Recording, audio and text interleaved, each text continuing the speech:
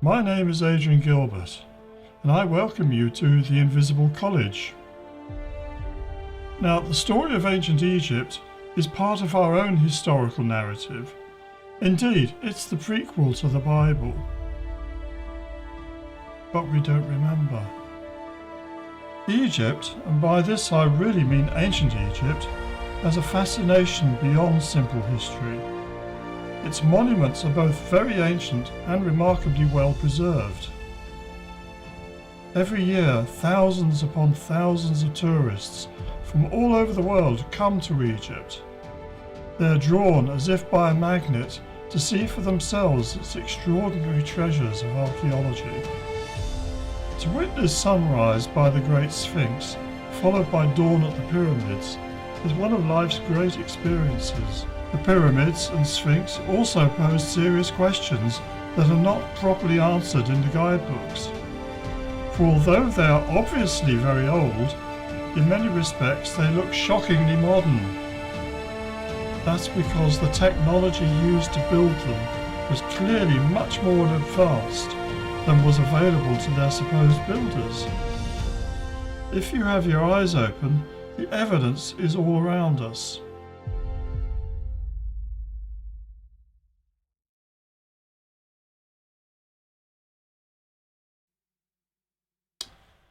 Well, hello again, and we start a new series. I'm still going to be continuing the whole series I've been doing on the book of Revelation, the Apocalypse of St. John. I've had a bit of a gap from that. I needed to give myself time to digest sort of where we've got to already and prepare for the next section of that book, which I believe is pretty much about what's going to be coming in the next few years. And so I've taken a bit of a digression, and I've been doing one or two other things. And in particular, I've been trying to see how I can move the college itself along. And as you probably know, besides doing all these YouTube lectures, which I've been doing, I've also set up a facility to be able to send out newsletters to people who've registered with their emails. I haven't done that yet. I think I've only done one so far, but there will be more coming. And all you have to do for that is to send an email to admin.invisiblecollege at protonmail.com. So it's admin.invisiblecollege at protonmail.com. Doesn't cost you anything, and then if anything happens with the YouTube channel or whatever, we'll still be able to stay in touch, assuming you're interested. You might not want to be. And if you don't want to stay on the list at any time, just send me an email, same thing, say please take me off the list. Simple as that. And I will. I'm a man of my word. But more than that, I'm also trying now to get the college itself started. People who go on that mailing list, I call them associates. They're not actually members of the college, they're associates. Friends, you could call them, but they're not actually in the college itself. People who register with the college itself, I'm going to treat in a different manner, and they're going to now start to become able to receive information that I'm not dispersing out generally to the public, as it were. It is exactly how an esoteric school works. Unless you actually make a commitment of some sort, then you are not actually in a psychological position to be able to receive. It's not just that it's being rationed, that it's unfair. Everyone should be given everything equal. It's not that at all. It's like if you're going mountaineering, if you're not prepared to put on a pair of boots and to go out and actually try doing a bit of climbing, you're never going to learn anything about it, are you? It's true of everything. If you want to learn French, I'm not very good at French. I did a lot of it at school, but I'm no good at languages. I'm not particularly good. If you want to learn French, you're going to have to sit down and learn some vocabulary. You're going to have to learn the grammar. You're going to have to learn the syntax. You're going to have to learn sentence construction. Worst of all, you're going to have to develop an ear to be able to start understanding, because French people speak with an extraordinary way of speaking. If you're, British, or you've been schooled in one of the Germanic languages like German or Dutch or Swedish, as well as English, the way that people speak in French is very hard to adjust to. It takes a lot of skill, or perhaps not skill, but experience. Especially if you go to Paris and people, if you try to speak French to them, they just look down their nose at you. Well, it's like that when you start going into esoteric teachings for real.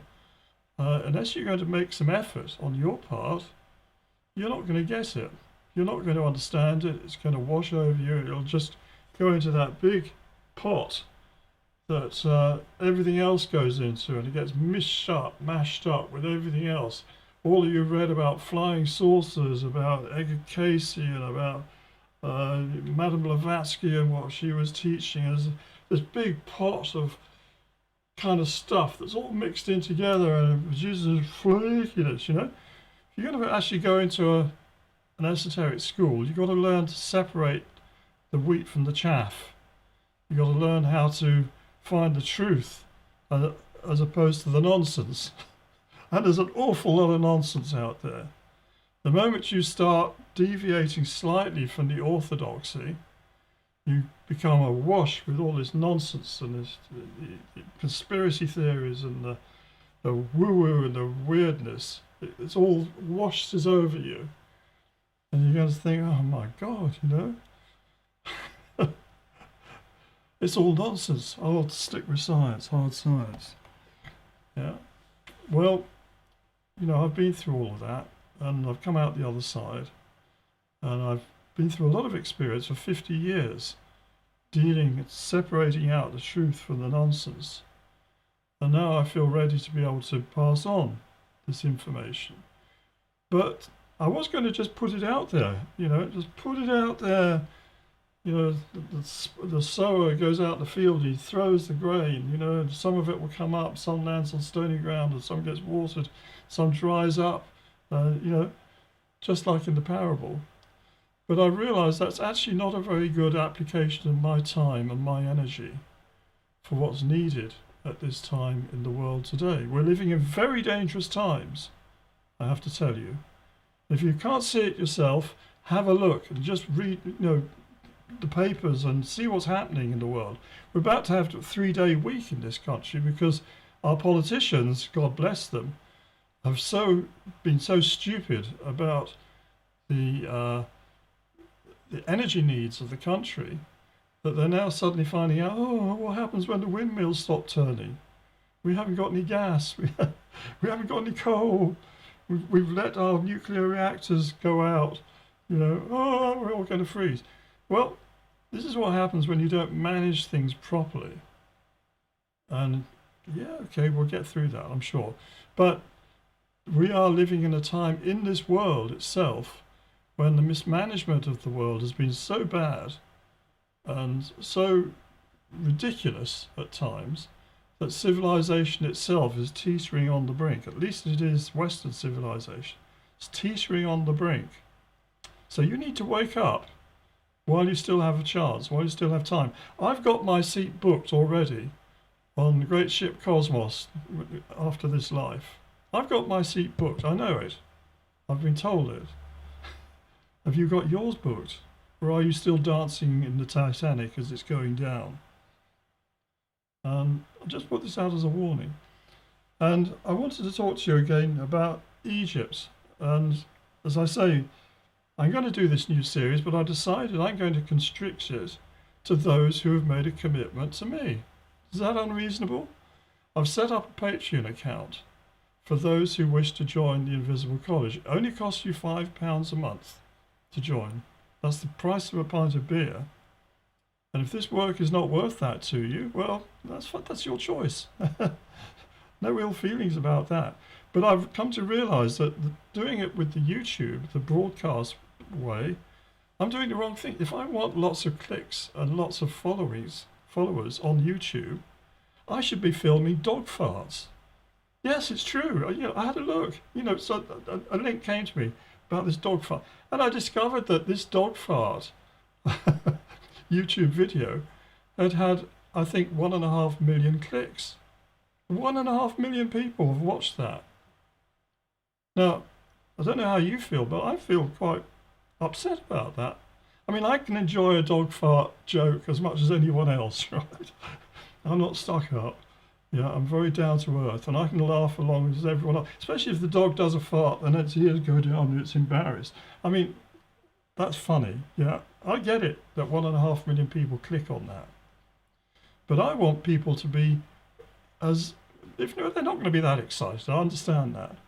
But I would like to have had at least 1,000 people saying that this channel was worth it for them to subscribe to for free. Doesn't cost anything to subscribe to the channel for free. 1,000 people, and we got to 700 last week. And this is what upset me. It suddenly dropped by 3, back to 697. I think we're back up to 698 as I speak. Perhaps after this we're going to drop down to 500, as a lot of you will say, to hell with that. But I was very upset to think that instead of increasing towards the 1,000 mark, which I've asked you for, it's going down. So I've decided to focus my attention on those who made a commitment to me through Patreon to become members of the college. And they're the ones who are now going to get the hardcore information on ancient Egypt. And you might be asking, well, what's that got to do with anything anyway? I don't care about Egypt. You're obsessed with Egypt, aren't you? Well, I'll tell you a little story. Way back in 1973, right, now that's before many of you were born, I'm sure, I made my first trip to America. And at that time, Richard Nixon was the president. That girl, what's her name now? I can't remember, the one who was kidnapped. She was kidnapped still with the sect who brainwashed her into joining them. Patty something, was it? I forget now. That was all going on. So America, it was, I'd never been there before, never seen it, except on the movies. And I was thrilled to go there. But I had a purpose in going there. That I went out there particularly because I was going to meet a man who I was assured had a technique for revealing your past lives to you. That you would go into some kind of mild hypnotic state, and you would go back in time and you would see your past lives. And I thought, wow, that's just like, I'd love to know about my past lives, if they exist. I was brought up as a Roman Catholic. They don't teach past lives in Catholicism. But I had a feeling, I've been here before, and I'd like to know, So anyway, I went along there, so I had lots of other adventures while I was in America. I was there for nearly a year. But the thing with the past lives, I had to sort of lay on the couch and I went back, my eyes started fluttering, you're in sort of this REM state. And yes, I did. I went back through my childhood and off the planet, and I had a whole series of visions. Some of them apocalyptic, some I didn't realize it at the time, but they were to do with now, not then. 1973. That's nearly 50 years ago. And the one of the visions I had was of the Great Pyramid. And what I saw was something a bit like this. I saw a pyramid, and on top of it were the symbols, 3 symbols of Judaism, which is the 6-pointed star, of Christianity, which is the cross, and of Islam, which is the crescent with a star. And I wondered, well, why am I seeing this image on top of the pyramid? And I was told by a voice in my head that it was through the pyramid that these religions would find their balance, their peace with one another, where they could join together and a joint understanding. And I didn't understand this at all. I thought, what the heck, I didn't know very much about pyramids at the time. Yeah, I was also shown in this dream, or it wasn't a dream, it was a vision, that I would be one of those who would be explaining the pyramid to the world. And I thought, well, I'm not interested in pyramids. I'm British. Stonehenge is our thing. Why should I be interested in pyramids? Well, sure enough, when time came, I was the joint author with Robert Bovell of the Orion Mystery. I've shown you the cover before. We've got one here. Oh, well, there's the American version. The Orion Mystery is still in print, and it goes into the whole connection between the pyramids and Orion. Oh, there's a nice picture. Let's see if I can show that. There's myself with Robert Bovell standing in front of the pyramids. Yeah, I'm the taller one of the two of us. And that was made into a BBC film, broadcast all over the world, and translated into about 30 languages. So I don't claim to have made those discoveries. It was Robert who made the big discoveries.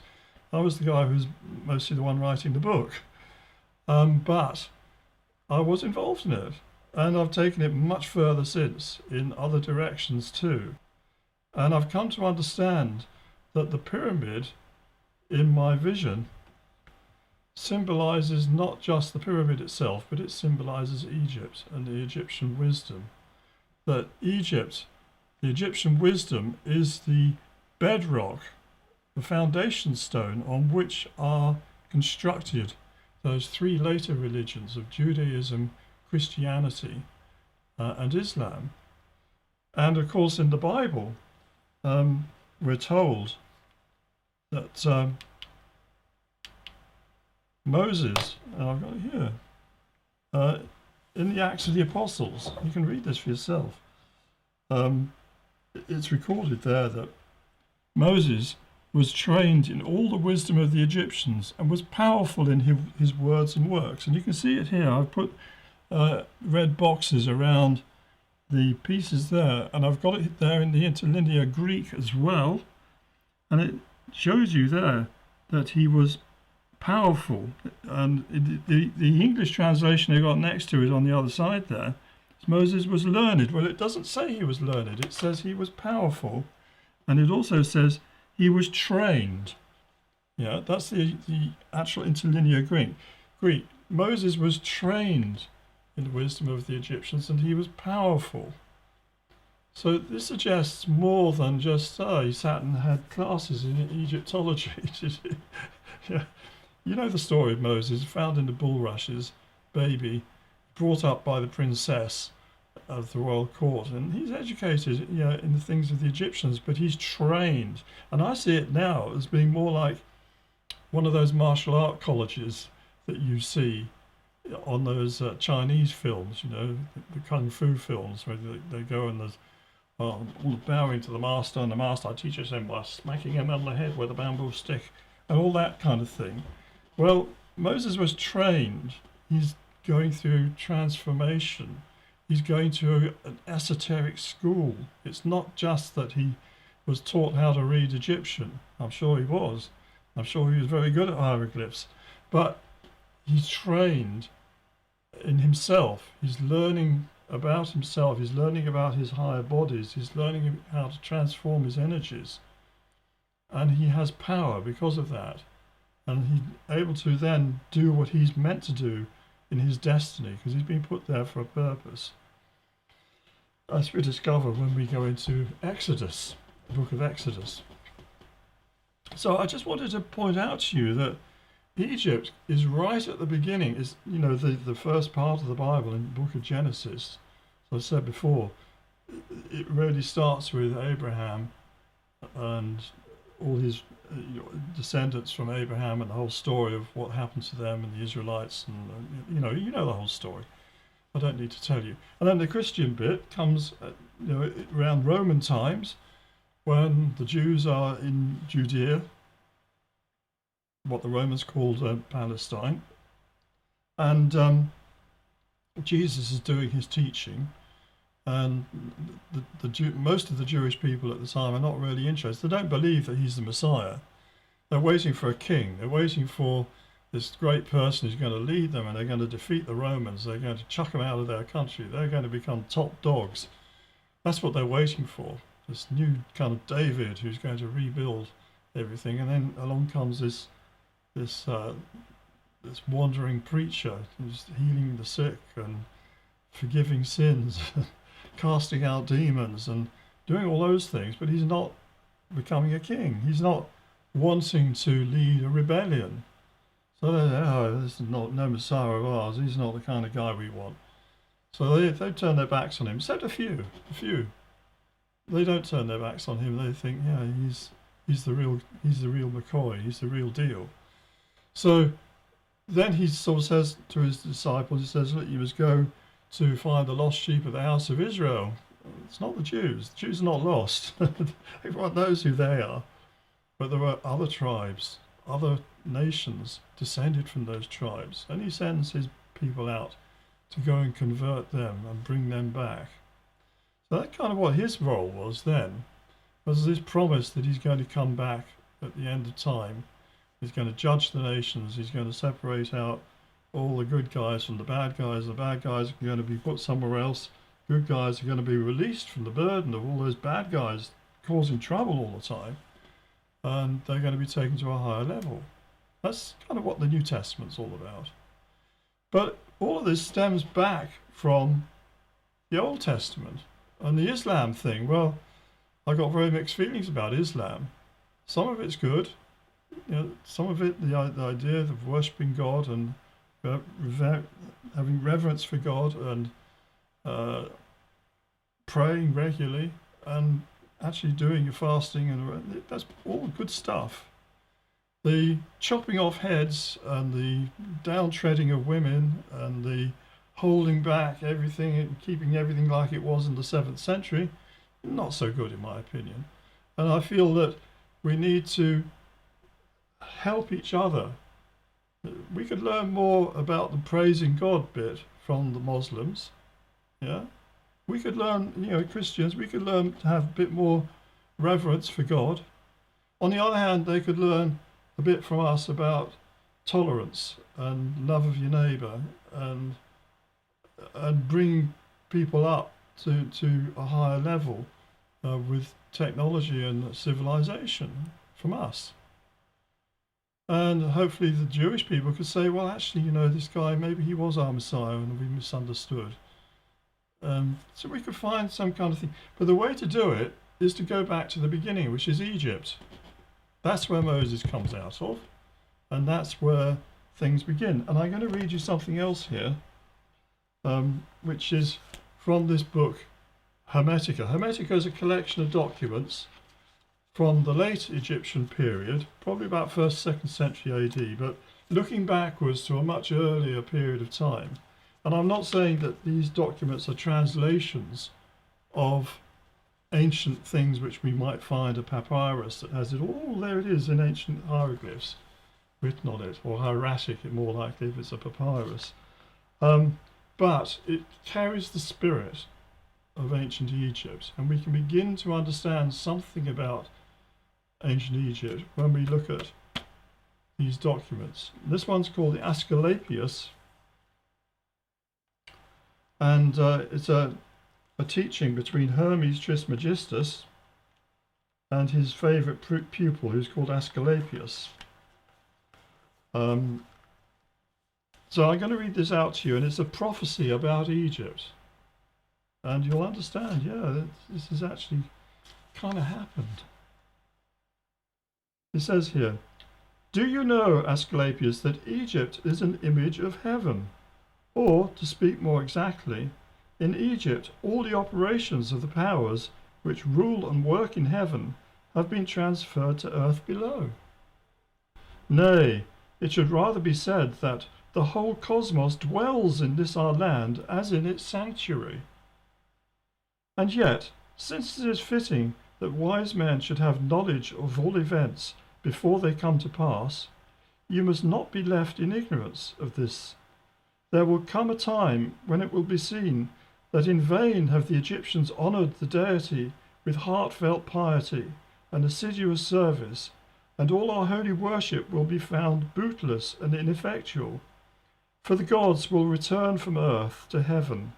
Egypt will be forsaken, and the land which was once the home of religion will be left desolate, bereft of the presence of its deities.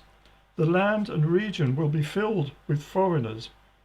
Not only will men neglect the service of the gods, but Egypt will be occupied by Scythians or Indians, or by some such race from the barbarous countries thereabout. In that day will our most holy land, this land of shrines and temples, be filled with funerals and corpses. To thee, most holy Nile, I cry, to thee I foretell that which shall be swollen with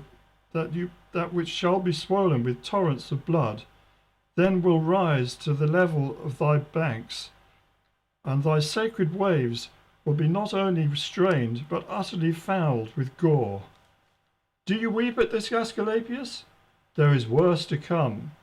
Egypt herself will have yet more to suffer. She will fall into a far more piteous plight, and will be infected with yet more grievous plagues. And this land, which once was holy, a land which loved its gods, and wherein alone, in reward for her devotion, the gods deigned to sojourn upon the earth, a land which was to the teacher of mankind in holiness and piety, this land will go beyond all in cruel deeds. The dead will far outnumber the living, and the survivors will be known for Egyptians by their tongue alone, but in their actions they will seem to be men of another race. O Egypt, Egypt, of thy religion nothing will remain but an empty tale, which thine own children in time to come will not believe. Nothing will be left but graven words, and only the stones will tell of thy piety. And in that day men will be weary of life, and they will cease to think the universe worthy of reverent wonder and of worship. And so religion, the greatest of all blessings, for there is nothing, nor has been, nor ever shall be, that can be deemed a greater boon, will be threatened with destruction. Men will think it a burden and will come to scorn it. They will no longer love this world around us, this incomparable work of God, this glorious structure which he has built, this sum of good made up of things of many diverse forms, this instrument whereby the will of God operates in that which he has made, ungrudgingly devouring man's welfare, this combination and accumulation of all the manifold things that can call forth the veneration, praise, and love of the beholder. Darkness will be preferred to light, and death will be thought more profitable than life. No one will raise his eyes to heaven. The pious will be deemed insane, and the impious wise. The madman will be thought a brave man, and the wicked will be esteemed as good. As to the soul, and the belief that it is immortal by nature, or may hope to attain to immortality, as I have taught you, all this they will mock at, and will even persuade themselves that it is false. No word of reverence or of piety, no utterance worthy of heaven and of the gods in heaven will be heard or believed. So that's the prophecy in the Asclepius of Hermes Trismegistus, who's that's the Greek name for what the Egyptians would have called the god Thoth, but who's also identified as being the prophet Enoch in the Bible. That's what he has to say to his pupil Asclepius. And I think we can see this is happening not just in Egypt, but throughout the whole world. This impiety, this complete craziness that we see around us. We call it woke, or whatever the words we use. People tearing down things, people wanting to destroy things. This inversion of morality, so that greed is good, so that abortion, you should do it. No, don't waste your time having children. Abort them, get rid of the little blighters and enjoy your life. we have these teachings which are being spread among us and championed by the media, championed, by politicians, and taught as this is moral behavior, and it's not. We need to get back, and the first step in that, in my opinion, is to start to understand the bedrock, and that bedrock is ancient Egypt. Now, as I said, I've taken a decision. I was going to put all these Egyptian lectures out here on YouTube like all the rest that I've done. I've given a lot of information for free. I've asked for nothing from you. But I'm very upset. I'm very upset that instead of the 700 going up to 1,000, it's dropped. And because of that, I'm now going to focus my attention on those who have shown support for me through joining the college and through becoming patrons. If you want to do the same, you'll be very, very welcome. You just need to go onto patreon.com and look up Adrian G. Gilbert. That's my page on patreon.com. And you'll find me there, and there are different levels. The first level, I've given them chess piece names, right?